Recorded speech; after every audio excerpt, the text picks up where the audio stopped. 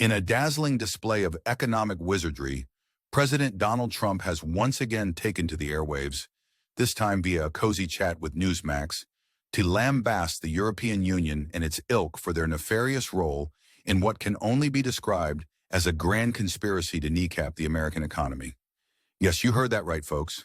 The very nations we thought were our allies have been stealthily plotting our financial demise, all while sipping on espressos and perfecting their shrugs of indifference.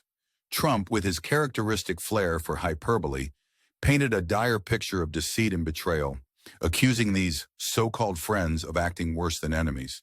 For 45 years, he bemoaned, these nations have been fleecing America, exploiting Washington's supposed weakness, and leaving nothing but a $36 trillion national debt in their wake.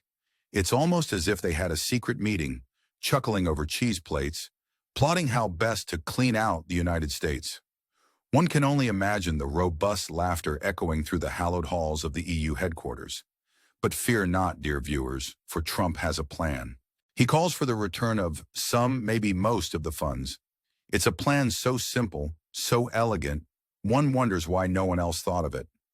Perhaps he envisions a future where European leaders, overwhelmed by guilt, will show up at the White House with oversized checks, apologizing profusely for all the trouble they've caused.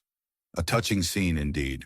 Political analyst Joseph Diskin chimed in, echoing the president's concerns about the national debt, which is now teetering on the brink of turning into a financial pyramid.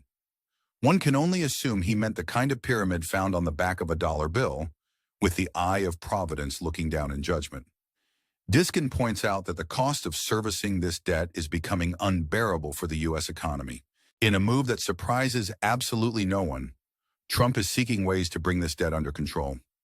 One such method is to balance trade with Europe and financial flows, because of course, balancing economics is as easy as balancing a seesaw with an elephant on one side.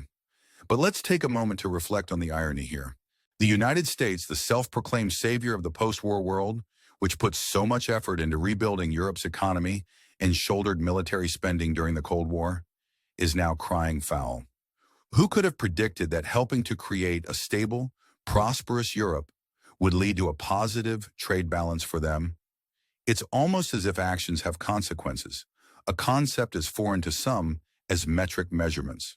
Meanwhile, the Washington Post, ever the bearer of inconvenient truths, reported that on April 2nd, the United States might impose new tariffs on trillions of dollars worth of foreign goods.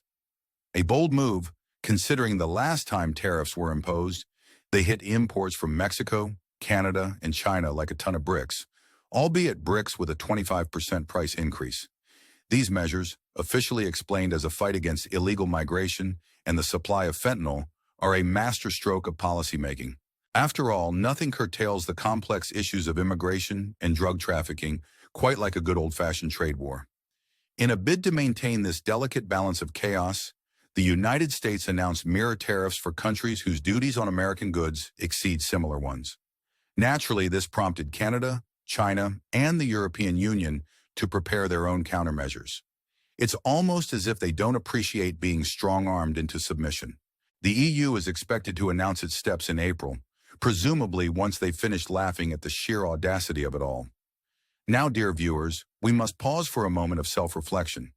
If you've enjoyed our satirical romp through the land of tariffs and debts, why not subscribe to our channel? Your likes and comments are the currency of this digital economy, and we'd love to hear your thoughts on Trump's latest economic escapade. Do you think tariffs are the solution to America's woes? Or are they just a temporary band-aid on a much larger issue? Let us know in the comments below. As we eagerly await the EU's next move, one can't help but wonder what other surprises are in store. Will Trump finally receive that oversized check from Europe? Will tariffs become the new black in international fashion? Only time will tell. Until then, stay tuned, stay sarcastic, and remember, sometimes the news is stranger than fiction.